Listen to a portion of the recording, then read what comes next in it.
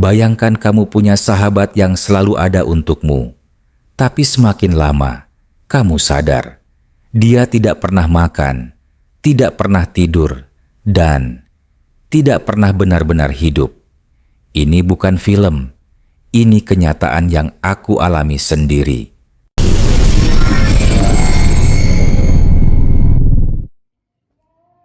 Namaku Andi. Tahun 2017, aku pindah ke sebuah rumah kontrakan kecil di pinggiran Surabaya karena lokasi itu lebih dekat ke kampus tempatku kuliah. Lingkungan cukup sepi, banyak rumah kosong, tapi aku tak terlalu peduli. Aku bukan tipe yang suka bergaul dengan tetangga. Selama bisa istirahat dan belajar dengan tenang, itu sudah cukup bagiku. Suatu sore ketika aku baru pulang kuliah, aku melihat seorang pemuda berdiri di depan pagar rumah kontrakan sebelah yang selama ini kukira kosong. Ia berdiri diam sambil melihat ke arahku, lalu tersenyum ramah. "Baru pindah juga, Mas?" tanyanya. Aku sedikit heran. Selama ini rumah itu tak pernah terlihat berpenghuni. Tapi entah kenapa, aku membalas senyumnya dan menjawab singkat, "Iya, sudah seminggu ini." Ia mengangguk, lalu memperkenalkan diri. Namanya Budi. Umurnya tak jauh dariku. Katanya, ia baru pindah dari Blitar karena mendapat pekerjaan sebagai penjaga gudang di dekat terminal. Hari-hari berikutnya, aku mulai sering melihat Budi. Anehnya, ia selalu muncul di saat-saat yang tidak kuduga. Kadang pagi buta ketika aku hendak jogging, atau malam hari saat aku pulang larut. Ia seolah tahu kapan aku keluar rumah. Budi sangat ramah, terlalu ramah malah. Ia sering menawarkan bantuan, mulai dari memperbaiki pagar kontrakanku yang berderit, sampai membawakan makanan. "Aku masak sendiri ini. Coba aja, Mas," katanya suatu malam, membawa sepiring nasi goreng. Aku bukan orang yang mudah akrab, tapi entah kenapa, dengan Budi rasanya seperti sudah kenal lama. Ia seakan tahu cara berbicara yang membuatku nyaman, bahkan bisa menebak apa yang sedang aku pikirkan. Aku sempat mengira kami hanya kebetulan cocok, tapi tetap saja ada perasaan ganjil yang tak bisa kujelaskan. Suatu malam, sekitar pukul 2 dini hari, aku terbangun karena suara pintu depan diketuk pelan. Awalnya, aku mengira itu mimpi. Tapi, suara ketukan itu terdengar lagi. Pelan, tapi teratur. Aku bangkit dan mengintip dari jendela. Dan di sanalah dia, Budi, berdiri dengan ekspresi datar, tidak seperti biasanya. Aku buka pintu sambil menahan rasa jengkel. "Ada apa, Di?" Ia hanya diam. Matanya tajam menatapku. "Mas, besok jangan keluar rumah. Ya, ada yang nggak baik." Aku tercengang. Kenapa? Ia hanya menatapku sebentar, lalu pergi begitu saja ke arah rumahnya. Aku sempat ingin mengejarnya, tapi langkah kakiku berat. Ada rasa takut yang tiba-tiba muncul, padahal biasanya aku bukan tipe penakut. Keesokan harinya, aku penasaran dan mencoba memastikan rumah Budi benar-benar dihuni. Tapi yang kudapati, justru rumah itu dalam keadaan kosong dan berdebu. Tak ada tanda-tanda kehidupan. Jendela-jendela tertutup rapat dengan tirai tua, dan pintunya berkarat seolah tak pernah dibuka bertahun-tahun. Aku mendekati salah satu jendela dan mengintip. Gelap, kosong, tak ada perabot. Aku mengetuk pintu, tapi tak ada sahutan. Semakin lama aku berdiri di sana, semakin kuat perasaan dingin dan merinding menjalar di punggungku. Aku mundur perlahan dan kembali ke kontrakan. Malam harinya, Budi datang lagi. Seolah tak terjadi apa-apa. Ia duduk di teras rumahku sambil membawa sebungkus gorengan. "Mas tadi nyari aku ya?" tanyanya sambil tertawa kecil. Aku menatapnya lekat-lekat. "Kamu tinggal di rumah itu kan? Tapi tadi siang kelihatannya kosong, seperti rumah tak berpenghuni." Budi hanya tersenyum, tapi senyumnya kali ini lain. Matanya seperti tidak ikut tersenyum. "Rumah tua emang gitu, kelihatannya angker, Padahal ya biasa aja. Jawaban yang aneh. Tapi saat itu aku hanya mengangguk pelan, walau pikiranku berkecamuk. Ada sesuatu yang tidak beres, tapi aku belum tahu apa. Sejak malam itu, aku mulai sering mimpi buruk. Dalam mimpi itu, aku berada di sebuah rumah tua dengan lantai kayu lapuk. Di dalamnya, ada sosok hitam tinggi besar berdiri membelakangiku. Sosok itu perlahan menoleh, dan setiap kali wajahnya hampir terlihat jelas, aku selalu terbangun dengan napas terengah-engah yang membuatku merinding. Wajah sosok itu samar-samar menyerupai Budi. Aku coba mencari tahu soal rumah sebelah dari seorang tukang bakso langgananku. Ia orang lama di kampung ini. Saat kutanya siapa yang tinggal di rumah itu, wajahnya langsung berubah serius. Loh, rumah itu kosong, Mas. Udah lama banget. Terakhir yang tinggal di situ itu sekeluarga, tapi mereka pindah karena anaknya. Katanya kerasukan atau apa gitu. Sejak itu kosong terus, nggak ada yang betah tinggal. Aku tak langsung percaya, tapi kombinasi antara mimpi-mimpi anehku, perilaku ganjil Budi, dan cerita si tukang bakso membuat pikiranku kacau. Siapa sebenarnya Budi? Aku belum punya jawabannya. Tapi hari-hari ke depan, semuanya akan berubah. Dan aku belum tahu bahwa persahabatan ini akan membawaku pada pengalaman paling mengerikan dalam hidupku. Sejak malam itu, aku mulai memperhatikan gerak-gerik Budi lebih saksama. Seringkali aku memandang rumah di sebelah, mencoba melihat aktivitas di dalamnya. Tapi, siang atau malam, rumah itu tetap gelap, kusam, dan tak menunjukkan tanda kehidupan. Tak ada suara, tak ada cahaya. Seolah-olah rumah itu memang tak pernah ditinggali. Namun anehnya, setiap malam Budi tetap muncul di depan rumahku.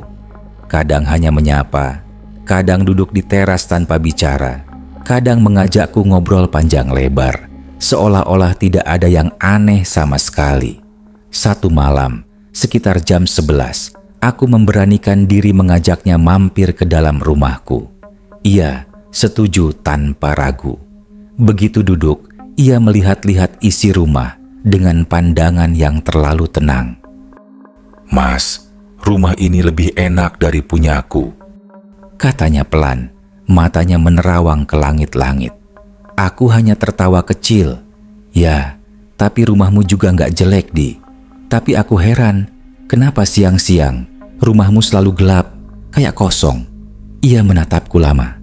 Kali ini, senyumnya tidak muncul. Kalau siang, aku nggak suka di rumah. Jawabnya singkat, lalu menatap keluar jendela. Jawaban itu janggal. Tapi, aku tahan semua kecurigaan itu demi menjaga hubungan baik. Lagi pula, hingga saat itu, Budi tidak pernah berbuat jahat padaku. Namun, keanehan terus berlanjut. Suatu malam, saat aku pulang larut dari tugas kampus, aku melihat sesuatu yang membuat tengkuku dingin. Dari arah gang kecil dekat rumah, aku melihat Budi berjalan. Tapi, yang membuatku membeku adalah sosok lain, sangat mirip Budi, berdiri di depan rumah sebelah. Dua sosok itu berpapasan begitu saja, dan Budi yang satu lagi menghilang di balik dinding rumah kontrakan kosong itu. Aku berdiri mematung. Nafasku tercekat. Aku yakin mataku tidak salah lihat. Keesokan harinya aku izin ke kampus dan memutuskan mencari informasi dari RT setempat, Pak Amir, yang rumahnya ada di ujung jalan. Aku berpura-pura ingin memastikan legalitas rumah kontrakanku dan iseng menanyakan rumah sebelah. Begitu kusinggung rumah sebelah, Pak Amir langsung menghela napas panjang.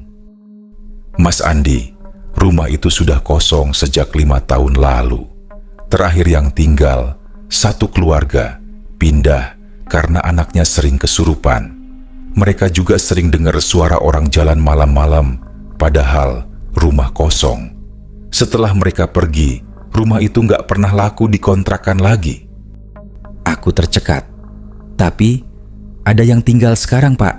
Namanya Budi. Saya sering ngobrol. Pak Amir tampak bingung. Budi?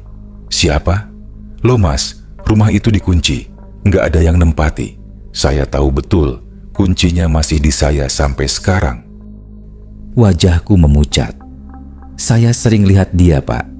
Ngobrol, bahkan dia masuk ke rumah saya. Pak Amir tak menjawab.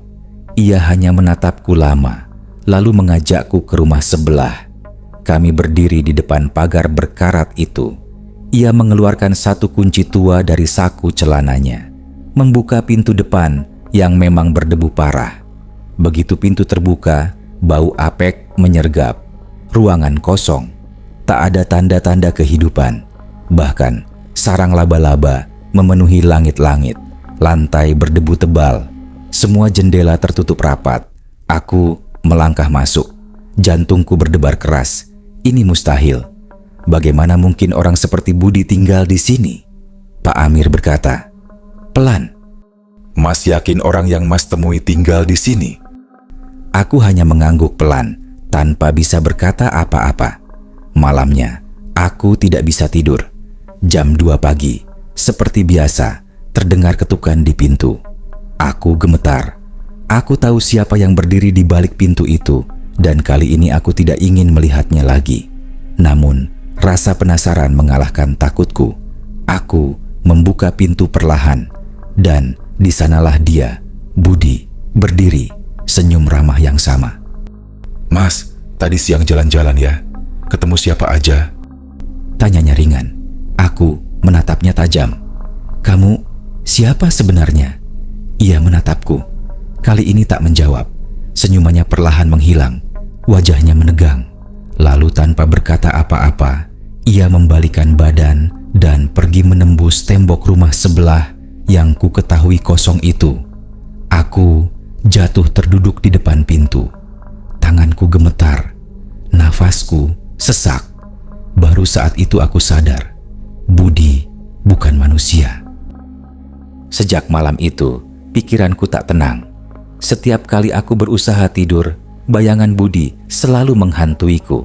Matanya yang kosong, senyumannya yang semakin terasa menakutkan, dan saat-saat aneh ketika ia menghilang begitu saja. Rasa takutku kini semakin menjadi-jadi. Aku merasa ada sesuatu yang sangat salah, tapi aku tidak tahu bagaimana cara mengungkapnya. Pagi harinya, aku mencoba mencari informasi lebih lanjut tentang Budi.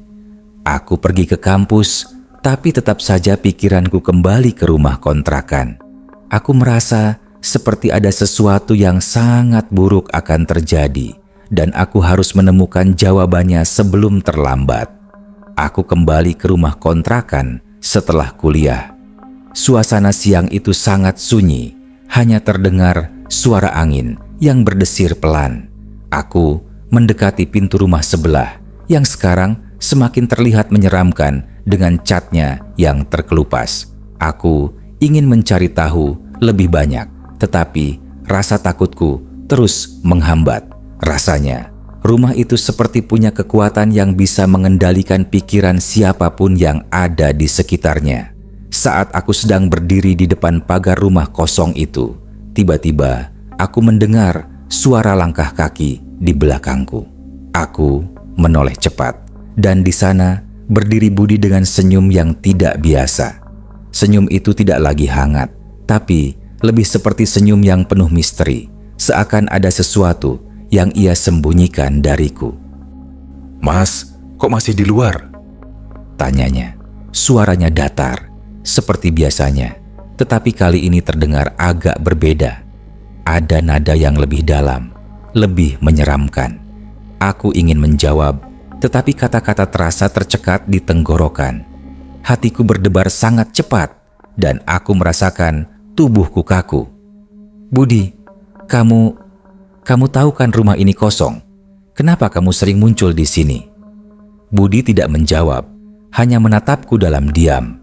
Matanya terasa sangat dalam, seperti mengintip ke dalam diriku. Aku merasa seolah-olah ia sedang membaca pikiranku, mengetahui setiap ketakutan yang aku rasakan. Ketika ia akhirnya membuka mulut, Suaranya sangat pelan, seperti berbisik. Aku hanya ingin berbicara, Mas. Ada hal-hal yang tak bisa kamu pahami sekarang. Tiba-tiba, aku merasa pusing, kepalaku berputar, dan aku terhuyung ke belakang. Aku harus duduk untuk menenangkan diri, tetapi tubuhku terasa berat. Budi tetap berdiri di sana, seakan menunggu aku untuk mengatakan sesuatu, tetapi aku tidak bisa berkata-kata. Aku merasa terjebak dalam tatapan matanya yang tajam. Beberapa detik kemudian, aku memutuskan untuk bertanya, "Budi, siapa kamu sebenarnya?" Ia tersenyum lebar, senyum yang lebih lebar dari biasanya, seperti senyum yang ingin menipu. Aku sahabatmu, Mas. Tapi ada hal-hal yang kamu tidak tahu tentang diriku. Aku bingung, rasa takut dan penasaran bercampur aduk. Apa maksudnya? Kamu bukan manusia, kan? Budi tidak menjawab, malah hanya tertawa pelan, tawa yang menggema di seluruh area sekitar rumah. Tawa yang terdengar seperti suara bergema dari dalam kegelapan yang membuat kulitku merinding. Aku merasa ada sesuatu yang janggal, sesuatu yang tidak beres dengan Budi. Kamu harus tahu, Mas, aku bukan yang kamu kira. Katanya dengan suara yang lebih berat dan dalam. Aku ada di sini karena ada urusan yang belum selesai. Aku terdiam. Kata-kata Budi seperti suara angin yang berbisik melalui celah, mengusik ketenangan jiwaku. Tidak ada penjelasan yang jelas, hanya ada rasa takut yang semakin menguasai pikiranku. Urusan apa? Tanyaku. Meskipun aku tahu, aku tak akan mendapat jawaban yang jelas. Budi tidak menjawab, malah ia mulai mundur perlahan menuju pintu rumah kosong itu. Kamu akan tahu sendiri, Mas, tapi bukan sekarang. Kamu akan segera melihat siapa aku sebenarnya. Dan begitu saja, ia menghilang di balik pintu yang terbuka dengan sendirinya. Tak ada suara pintu tertutup, hanya keheningan yang aneh. Aku terpaku di tempat, jantungku berdetak. Malam itu, aku tidak bisa tidur. Aku terus terjaga, memikirkan percakapan tadi. Apakah Budi benar-benar setan? Aku tidak tahu, tetapi ada hal-hal yang tidak bisa aku jelaskan. Keanehan-keanehan yang tidak bisa dijangkau oleh logikaku. Ia tahu begitu banyak tentang diriku, tentang kehidupanku, dan tiba-tiba menghilang begitu saja. Keesokan harinya, aku kembali ke rumah Pak Amir, mencoba mencari lebih banyak informasi tentang rumah kosong itu. Pak Amir mengangguk pelan ketika mendengar cerita dari mulutku. Mas Andi, kamu harus hati-hati. Rumah itu dulu tempat tinggal keluarga yang tidak biasa. Mereka juga pernah mengalami hal-hal aneh. Anak mereka yang dulu sering kesurupan, bahkan mengaku melihat orang-orang yang sudah mati. Aku merasa terkejut. Jadi, kamu yakin rumah itu benar-benar berhantu? Pak Amir mengangguk dengan ragu. Nggak bisa dipastikan, Mas. Tapi aku percaya kalau ada sesuatu di dalamnya. Ada yang menginginkan sesuatu. Kali ini, aku tidak bisa menahan rasa takutku. Semua tanda-tanda ini mengarah ke satu kesimpulan. Budi bukanlah manusia, dan aku sudah terjebak dalam permainan yang sangat berbahaya. Setelah percakapanku dengan Pak Amir malam itu, aku bertekad untuk tidak lagi menunda-nunda kebenaran. Aku harus tahu siapa atau apa sebenarnya sosok Budi itu.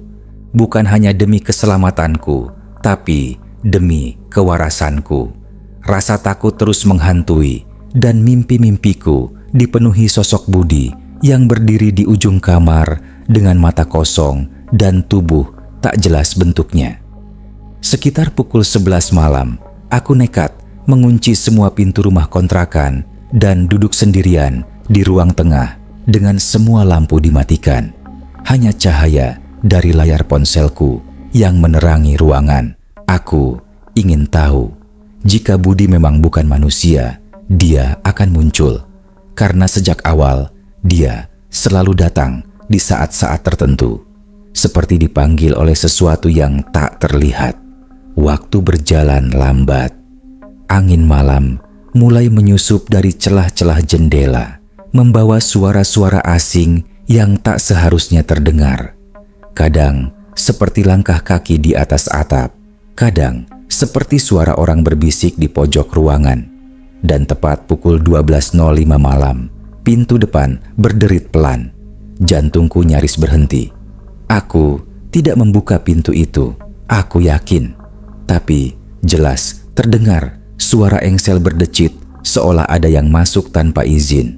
Aku menahan napas, mencoba tidak panik, meski seluruh tubuhku gemetar hebat. Perlahan aku menoleh ke arah pintu. Budi berdiri di sana. Namun kali ini ada yang berbeda, sangat berbeda. Wajahnya lebih pucat dari biasanya, nyaris kelabu. Matanya cekung ke dalam, bola matanya terlihat hitam pekat. Bukan gelap biasa, tapi seperti lubang tanpa dasar.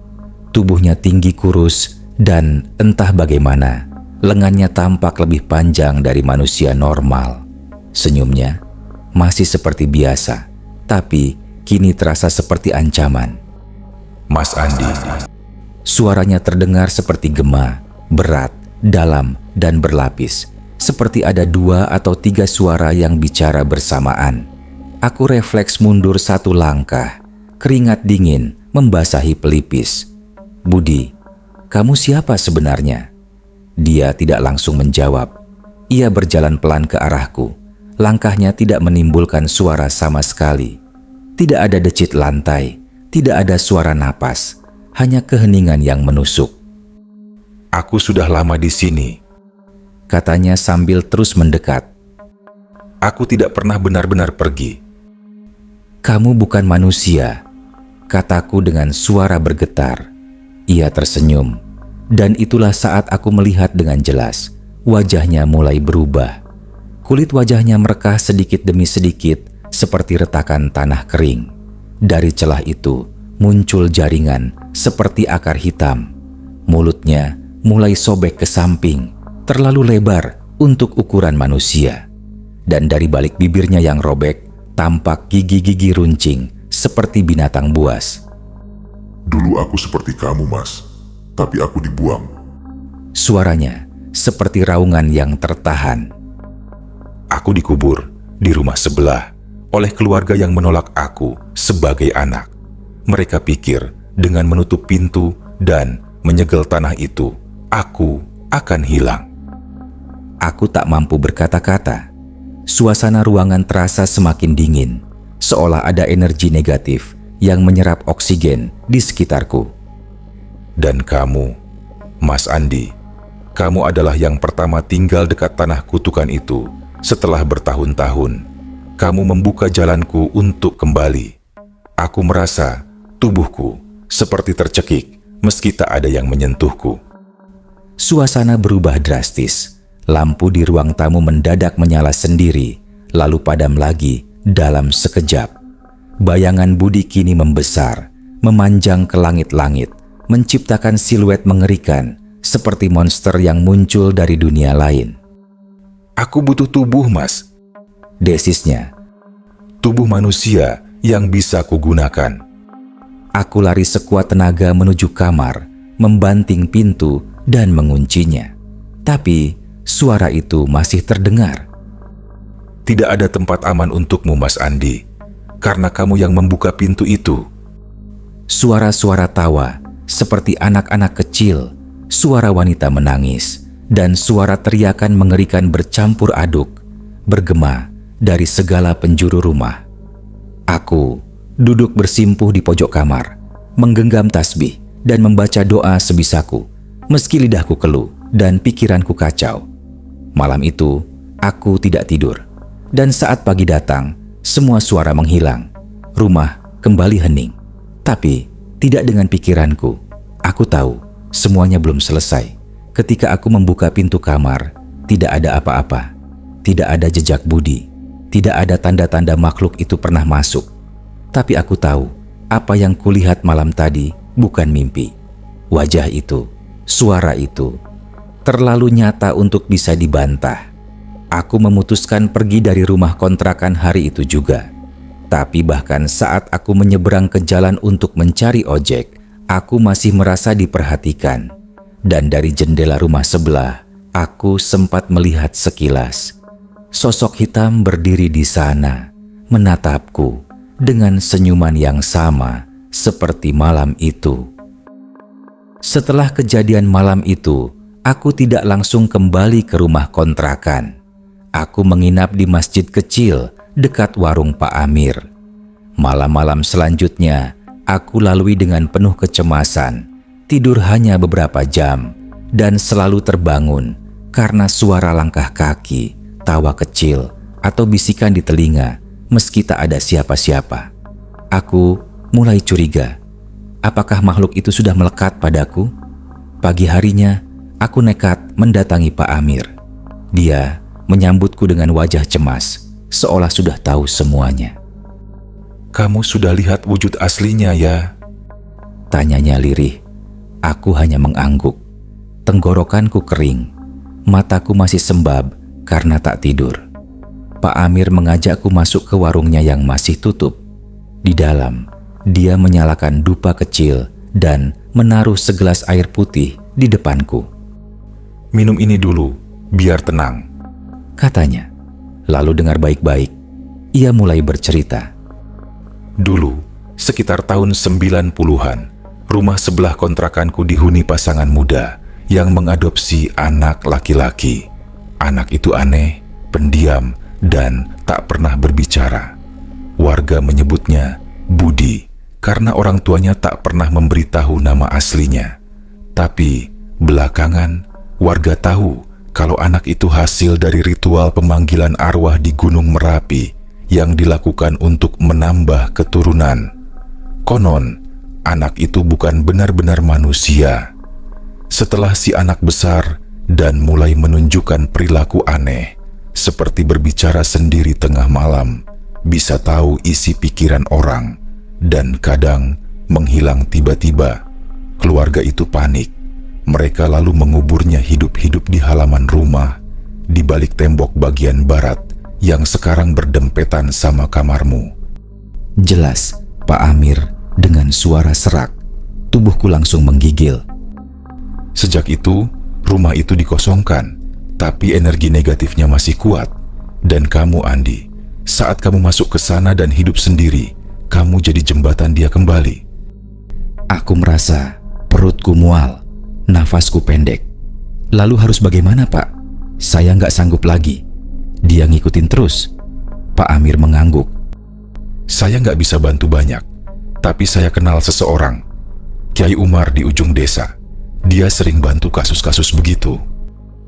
Tanpa pikir panjang, siang itu juga aku dibonceng Pak Amir ke rumah Kiai Umar. Rumahnya sederhana, di tengah kebun pisang, tapi aura tenangnya langsung terasa. Kiai Umar menyambut dengan ramah, namun begitu aku ceritakan semuanya, ekspresinya berubah serius. "Sahabatmu itu sudah melekat, bukan cuma di rumah, tapi juga di bayanganmu. Dia numpang hidup lewat energi ketergantungan," ujar Kiai Umar. "Apa maksudnya, Kiai?" "Dia muncul karena kamu merasa kesepian, kamu butuh teman, dan dia, si Budi itu, menggunakan celah itu untuk merasuki duniamu." Aku tercekat. Kata-katanya benar. Sejak awal aku pindah ke kontrakan itu, aku memang sedang merasa sendiri, jauh dari keluarga, dan sedang banyak masalah. Kehadiran Budi saat itu memang terasa mengisi kekosongan. "Ada cara mengusirnya, tapi kamu sendiri yang harus putuskan, mau benar-benar lepas atau biarkan dia tinggal selamanya dalam hidupmu." Tentu saja aku ingin bebas. Malam harinya, aku kembali ke kontrakan bersama Kiai Umar dan dua muridnya. Mereka membawa air doa, garam, serta kain kafan kecil. Kami masuk saat maghrib menjelang. Begitu pintu dibuka, udara di dalam rumah seperti berubah. Suhu langsung turun drastis dan aroma busuk seperti daging busuk menyengat hidung. Kiai Umar memulai ruqyah. Ia membaca ayat-ayat suci keras-keras, menyebar air doa ke seluruh ruangan, terutama di tembok barat dekat kamarku. Beberapa kali, benda-benda di ruangan bergetar sendiri, lemari bergerak pelan, dan piring-piring jatuh dari rak meski tak tersentuh. Suara tawa kecil lagi-lagi terdengar dari arah tembok barat. Tiba-tiba, tembok bagian barat itu retak sedikit. Dari celahnya keluar cairan hitam seperti darah tua. Salah satu murid Kiai Umar menjerit pelan. Aku nyaris pingsan. Dia masih menolak pergi, Kata Kiai Umar. tapi kita harus lanjut. Ritual berlangsung hampir 2 jam. Tubuhku terasa lemas, keringat dingin membasahi punggung. Sampai akhirnya, di sudut ruang tengah, sesosok bayangan muncul perlahan. Wujud Budi. Tapi kali ini ia menangis. Tangan kurusnya memohon, tubuhnya mengecil, wajahnya penuh luka. Aku cuma mau berteman, jangan tinggalkan aku lagi. Suara itu menggema, seperti anak kecil yang ditinggal di gelap malam. Tapi Kiai Umar terus membaca doa dan muridnya menyiramkan air garam ke bayangan itu. Jeritan menggema. Budi menghilang dalam pusaran asap hitam. Rumah berguncang sesaat, lalu hening. Kami keluar dengan tubuh lemas. Kiai Umar berkata, secara lahiriah dia sudah tidak bisa tinggal di sini. Tapi ingat, jangan pernah undang dia kembali lewat kesepianmu. Aku hanya mengangguk, air mata mengalir tanpa sadar. Malam itu, aku tidur untuk pertama kalinya tanpa gangguan. Tapi, dalam mimpi, aku masih melihat Budi berdiri jauh di sebuah lapangan kosong, menatapku dengan sedih, seperti sahabat yang tersingkir dari dunianya sendiri. Sudah 6 bulan berlalu sejak malam pengusiran itu. Aku pindah dari kontrakan, menetap sementara di rumah saudara di luar kota. Tapi, meski ragaku jauh dari tempat itu, pikiranku tak pernah benar-benar bebas. Mimpi-mimpi aneh masih sering datang. Kadang, hanya sekilas bayangan sosok kecil berdiri di pojok ruangan. Kadang, lebih jelas, Budi duduk di bawah jendela, tersenyum sambil berkata, Kamu gak sendirian kan? Aku sudah tak bisa membedakan lagi apakah itu mimpi atau kenyataan yang menyamar. Kiai Umar pernah berpesan, setan tidak selalu datang dengan taring dan darah. Kadang ia datang sebagai teman terbaikmu. Kalimat itu membekas karena memang itulah yang kurasakan. Budi, entah siapa dia sebenarnya, datang di masa aku paling rapuh, di saat aku butuh seseorang untuk bicara, untuk tertawa, untuk sekadar merasa ada yang peduli, dan dia memberikannya. Walau kemudian semua itu berubah menjadi mimpi buruk yang nyaris menghabisi kewarasanku. Beberapa bulan lalu, aku nekat kembali ke kontrakan, bukan untuk tinggal, hanya untuk memastikan semuanya benar-benar sudah berakhir. Saat ku tiba di depan gerbang, suasananya tampak biasa saja. Tenang, rumah itu sekarang kosong total, bahkan papan kontrakannya sudah dicabut. Tapi, begitu aku mendekati tembok barat, aku merasa seperti ditarik kembali ke masa lalu. Angin mendadak berhembus kencang. Suara bisikan kecil, entah dari mana asalnya, berkata, Kenapa kamu pergi? Tubuhku gemetar, tapi aku tak beranjak. Aku menunduk dan dengan gemetar berbisik pelan, Maaf Bud, kita bukan dari dunia yang sama. Hening, aku tahu dia masih ada. Mungkin tak sepenuhnya pergi. Mungkin memang tidak bisa. Tapi setidaknya sekarang aku sudah tahu, tidak semua rasa sepi harus diisi dengan sesuatu yang tidak terlihat. Tidak semua teman itu baik.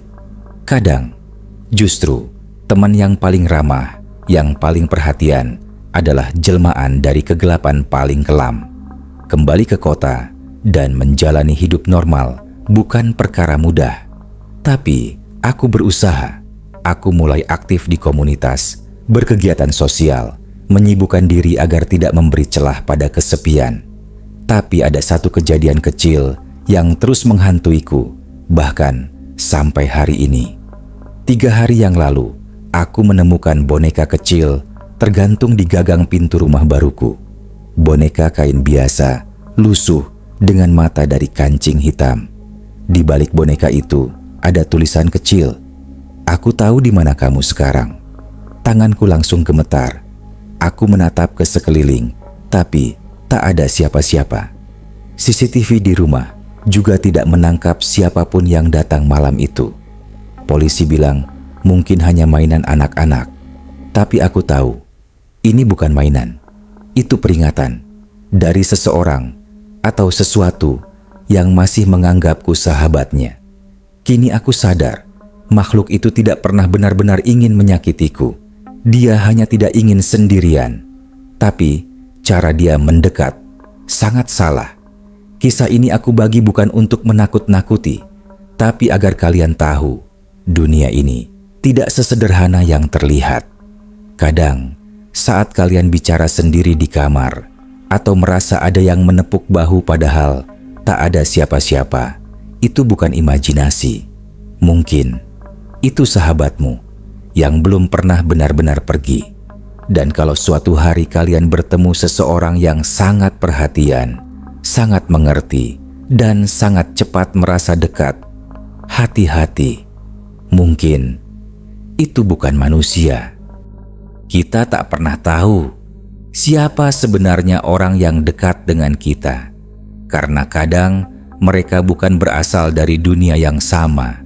Jika kalian punya pengalaman serupa, tulis di kolom komentar. Jangan lupa subscribe karena akan ada kisah nyata yang lebih mengerikan lagi. Ingat, kesepian bisa membuka pintu, bahkan untuk mereka yang tidak kasat mata.